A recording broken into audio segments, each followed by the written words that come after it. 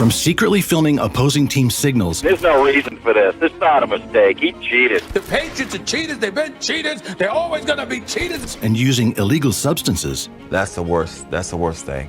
To paying players to deliberately injure their opponents. That was a high, hard shot on Sproles. NFL teams have gone to unthinkable lengths to win. I mean, you've got head coaches literally stepping onto the field to trip players, teams using surveillance drones to spy on practices, and even one franchise getting caught running an entire covert videotaping operation for years. But before we get there, we have to start with a scandal that rocked the NFL way back in the day. The year was 1925, and in a small Pennsylvania coal mining town, the NFL was about to experience a major cheating scandal. The Pottsville Maroons dominated the NFL, beating the league's best teams. In December, they beat the Chicago Cardinals in what everyone considered the championship game. This was way before the Super Bowl, and the champion was the team with the best record. With their win over the Cardinals, the Maroons held a 10-2 record, one game better than the Cardinals at 9-2-1. The town celebrated, believing they had just won their first NFL title, but the celebration wouldn't last long. You see, back then, after what was considered the regular season, the NFL allowed teams to schedule additional games to earn more money. So after beating the Cardinals, Pottsville scheduled an unauthorized exhibition game against a team of Notre Dame All-Stars in Philadelphia and got straight out banned from the NFL. The Chicago Cardinals took advantage and quickly scheduled 2 more games against weak teams that even had high school players on them to improve their record to 11-2-1. The NFL, seemingly in conspiracy with the Cardinals, stripped Pottsville from their title and handed it to the team they had just beaten. Nearly 100 years later, despite repeated attempts to right this wrong, the NFL has refused to give Pottsville back their title. Let's talk about some additional rule-breaking instances, from rigged outcomes to more tangible cheating.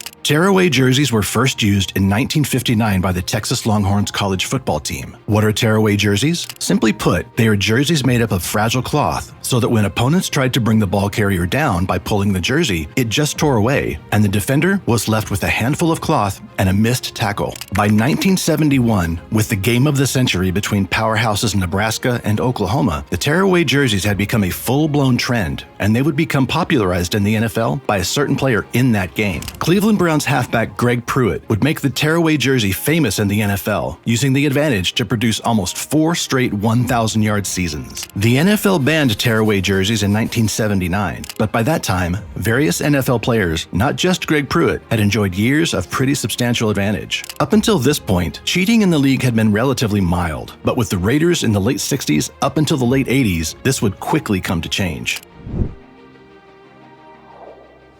Knew going into the ball game that you were going to get hit. Now, the key was whether you was going to get hit fairly or whether it was going to be a cheap shot. The 60s and the 70s were the years of the Raiders' emergence. It was their defense in particular that stood out. It was simply brutal. They wanted to hurt opponents, and they openly admitted it. They would go to extreme lengths to instill fear into opponents. We're talking cheap shots, late hits, using the crown of the helmet as a weapon on every tackle. Those that grew up watching today's modern football would go, there's an ejection, there's a personal foul, that's a suspension right there. But in the 60s, 70s, and 80s, the game was more violent, but the Raiders took it to another level. And like we used to say in practice, first one cries a sissy. With characters such as Tatum, Lester the Molester Hayes, and George Dr. Death Atkinson, even their owner Al Davis back then had nicknames like Darth Raider, Satan in Silver and Black, and the Lord of Darkness. Davis had created the Just Win Baby mantra, just win at all costs, and the entire organization embodied it in the 70s and well into the 80s. The 70s belonged to the Raiders, and so did most of the rule bending. A new competitive edge would emerge here, and it all started with Raiders future Hall of Famer Fred Biletnikoff. You see, from 1967 to 1972, Biletnikoff was hands down the best receiver in the NFL, practically unstoppable, racking up 319 receptions, 5,249 yards, and 46 touchdowns during that time span. He was so dominant that they even named a trophy after him, the Biletnikoff Award, which nowadays goes to the most outstanding wide receiver in college football. But you see, he had a sticky secret. Before every game, he could not be seen without a healthy amount of paste, what was called stickum, smeared across his whole body. Ah, stickum. A yellowish paste that when applied to a surface, in this case Fred's hands, making it easier to catch footballs. Although there would be plenty of notable stickum users in the NFL after him, old Fred was the one who started it all. In 1977, the Raiders would beat the Vikings in Super Bowl XI, and guess who, all covered in stickum, would take down the Super Bowl MVP? You guessed it, Mr. Biletnikoff himself. They take stickum. all over the forearms, all over that tape to make it a real sticky surface. And he would put it on the inside of his sock on each side, and that was his supply during the course of a game. When he needed stickum, he reached down and get the stickum off his socks. But Biletnikoff was not done. You see, Fred would eventually create a monster.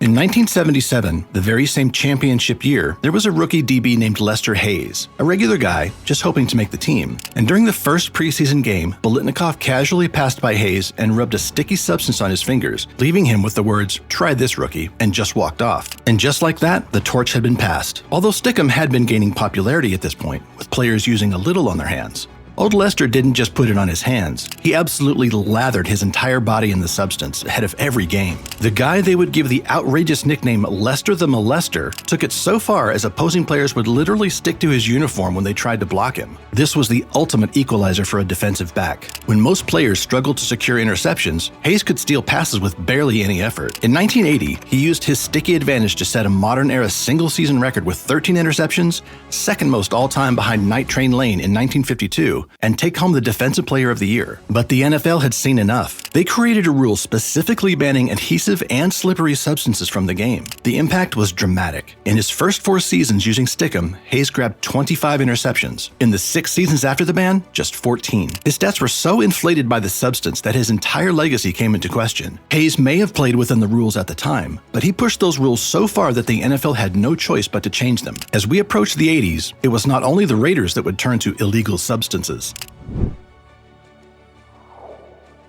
While Hayes was pushing boundaries of the rulebook, another NFL star was using his own fare of strange substances. Lawrence Taylor dominated on the field, but he was living a double life off of it. Lawrence Taylor of the New York Giants was probably the most intimidating, the most fearsome defensive player in the history of the NFL.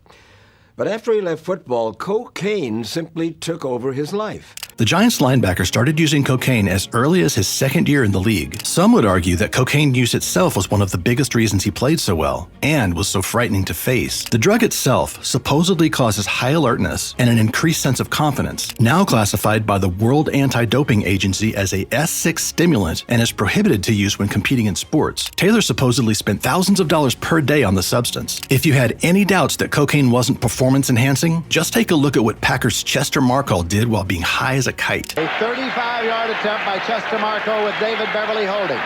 Markall, a kicker, so fast that even the cameraman couldn't keep up. Imagine how the substance helped a freak athlete like Lawrence Taylor to dominate. In the 80s, Lawrence was far from the only cocaine user in the NFL. The league had a full-blown epidemic on their hands with hundreds of players using the substance. Most of the players probably didn't even realize this was a performance-enhancing drug. But soon, the NFL would start to crack down on drug usage, and as the 90s rolled in, playing under the influence was almost forgotten. When it comes to controversial calls and questionable decisions, not everything in NFL history falls neatly into the category of cheating. Let's the Raiders. Take the Holy Roller of 1978, a play so absurd it forced the NFL to change its rulebook. With seconds, the NFL had no choice but to change the rules about advancing fumbles in the final 2 minutes. But if the Holy Roller bent the rules, the tuck rule broke football fans' minds. In the 2002 playoffs, with snow falling in New England, Talked about quite a bit, you think? the Patriots kept possession, won the game, and launched a dynasty. The Raiders wouldn't recover for decades. The rule was so controversial that the NFL eventually eliminated it entirely in 2013. These moments raised eyebrows, but what happened in the 2018 NFC Championship game raised blood pressure. With the Saints driving for a potential Super Bowl berth, Rams defender Nikel Roby-Coleman committed pass interference so blatant that he later admitted he was just trying to prevent a touchdown. The officials missed it completely. The non-call didn't just cost New Orleans a Super Bowl appearance, it led to a complete overhaul of the NFL's replay system. From one type of cheating to another. In 1999, the night before Super Bowl 33 between Denver and Atlanta, Falcons player Eugene Robinson was caught trying to cheat. Not the type of cheating you might think, though. The widely respected safety was arrested for trying to buy sexual services from an undercover police officer that was posing as a prostitute. The timing could literally not be worse, because just hours before his arrest, Robinson had also received the Bart Starr Award, which is given to the player that best exemplifies outstanding character and leadership in the home, on the field, and in the community. You can't make this stuff up. At least Robinson was only arrested. Former Seattle Seahawks safety Earl Thomas was caught with another woman on his Snapchat story. His wife had somehow seen it too and held Thomas at gunpoint for a while before he managed to wrestle the gun away. Yikes. At least he didn't take a play out of Chad Ochocinco's playbook in 2012, who headbutted his wife after she confronted him for cheating only 41 days after their wedding. But the big dog of cheating is none other than the Jets' former second overall draft pick, Mr. Zach Wilson. A rumor emerged after Wilson's ex-girlfriend was confronted for dating Zach Wilson's old teammate at BYU, Dax Milne. When the internet called her a homie hopper, she bit back and said that he, Wilson,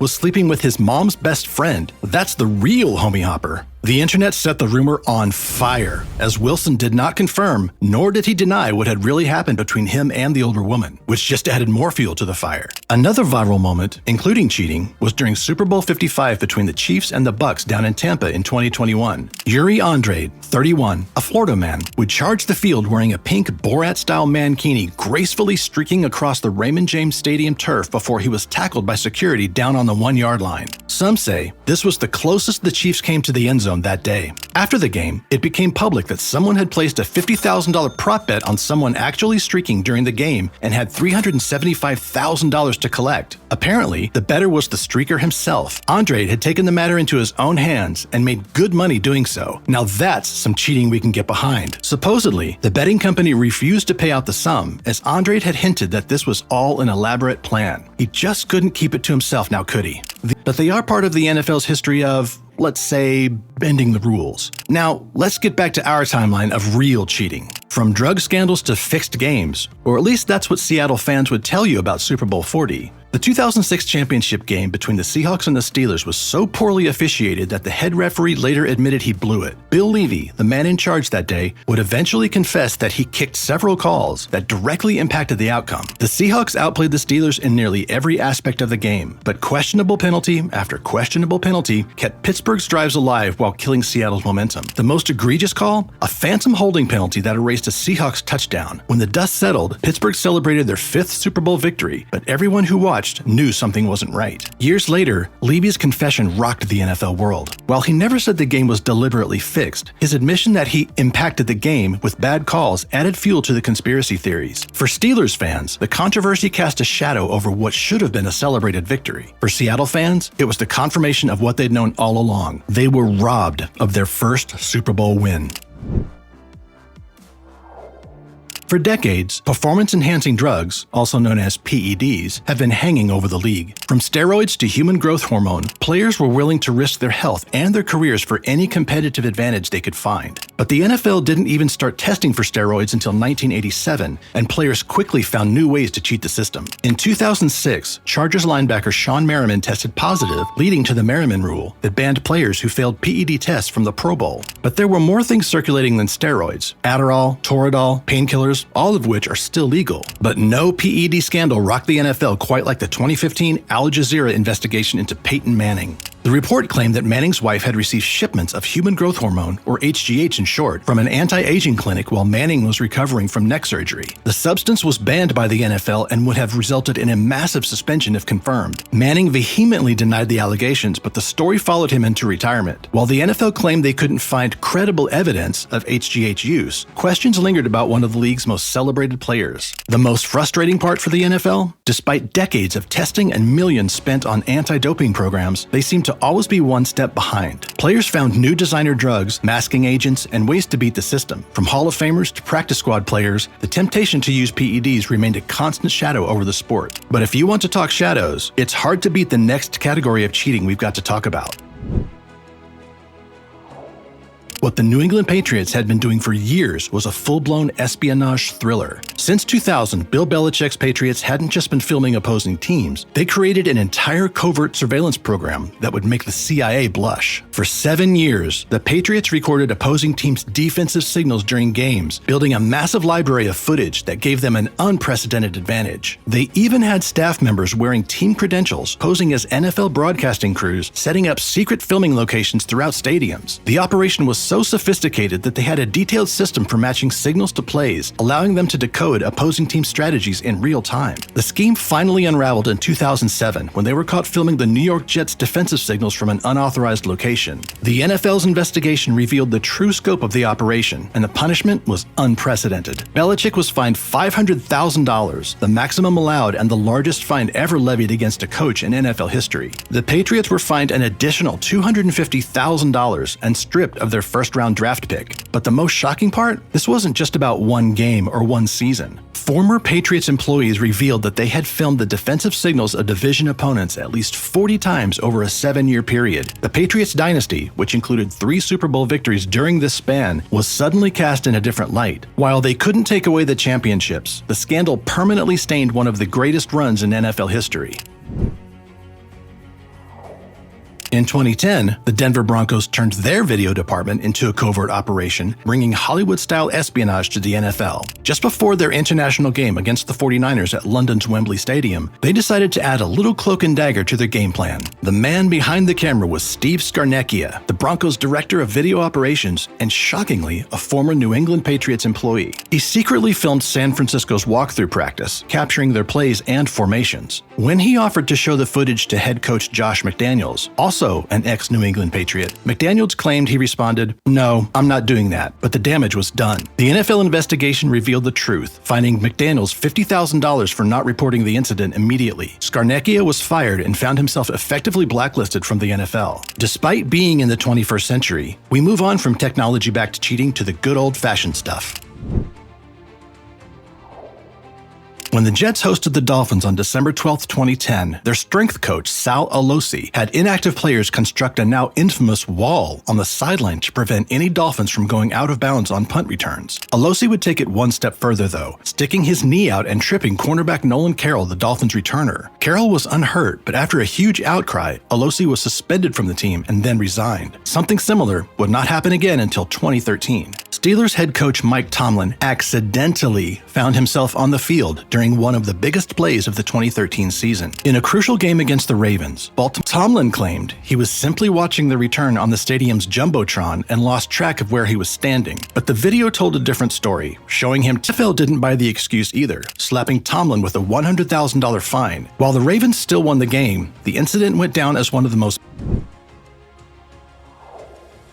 While the Patriots' filming opponents might have been calculated in cold, what happened in New Orleans crossed a line that blew all of our minds. Between 2009 and 2011, the Saints were running a bounty program designed to deliberately injure opposing players. Under defensive coordinator Greg Williams, the Saints created a payment system that would even make mob bosses blush. Players received cash bonuses for what they called cart-offs, yet so violent that opponents had to be carried off the field. The bigger the name, the bigger the bounty. Before their 2009 NFC Championship game against the Vikings, players were offered $10,000 to knock Brett Favre out of the game. Reports later surfaced that they had similar bounties on Kurt Warner and other star players. When the NFL finally uncovered the scheme, they dropped the hammer harder than any Saints defender. Head coach Sean Payton was suspended for the entire 2012 season, the first head coach in modern NFL history to be suspended. Williams was banned indefinitely. 4 players were handed lengthy suspensions, and the team lost multiple draft picks along with $500,000 in fines. The most damning part? Even after they were caught, Saints players initially tried to deny everything, but the NFL had a mountain of evidence, including a recording of Williams telling his players to target specific body parts.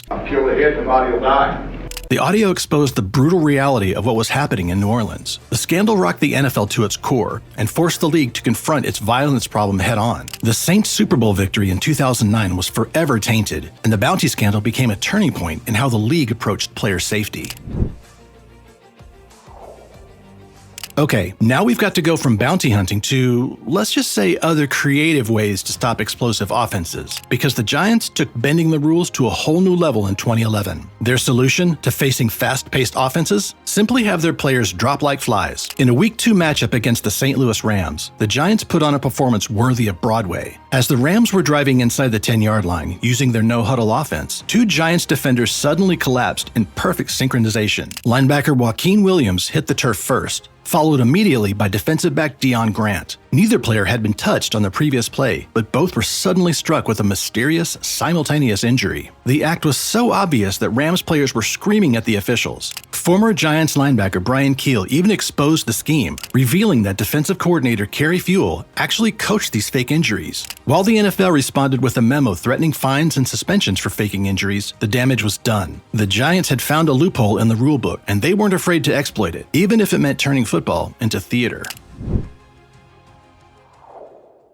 Did you really think we were done talking about the Patriots? You can't cover cheating without Deflategate. Brady and company were at it again, this time looking to get an advantage in a different way. What started as a routine complaint about underinflated footballs would explode into a multi-year legal battle involving the league's biggest star and most successful franchise. Did they or didn't they? It's the alleged cheating scandal launching 1,000 saucy headlines. In the 2014 AFC Championship game, the Indianapolis Colts noticed something odd about the Patriots' game balls. They felt softer, easier to grip, especially in the cold New England weather. After the Patriots demolished the Colts 45-7, NFL officials tested the game balls and found that 11 of the 12 Patriots game balls were significantly underinflated, well below league requirements. What followed was a 2-year saga that would cost the Patriots another first-round draft pick and $1 million in fines. But the real drama centered around Tom Brady. The NFL's Golden Boy was suspended for 4 games for being generally aware of the ball tampering. Text messages between Patriots equipment staff referred to one member as the Deflater, and Brady had, let's just say, suspiciously destroyed his cell phone during the investigation. As you do, right? The case went through multiple courts, with Brady fighting his suspension all the way to the Second Circuit Court of Appeals. When he finally served his suspension in 2016, it didn't matter. Deflategate had become more than just a football scandal. It was a cultural phenomenon that spawned countless memes, late-night TV jokes, and even scientific debates about the ideal gas law. Either way, Tom Brady and the Patriots hoisted the Lombardi that same season. Remember Deflategate? The NFL spent $20 million and found that it was more probable than not that I was generally aware that someone may have deflated my footballs. You could have just given me the $20 million and I would just told you I did it.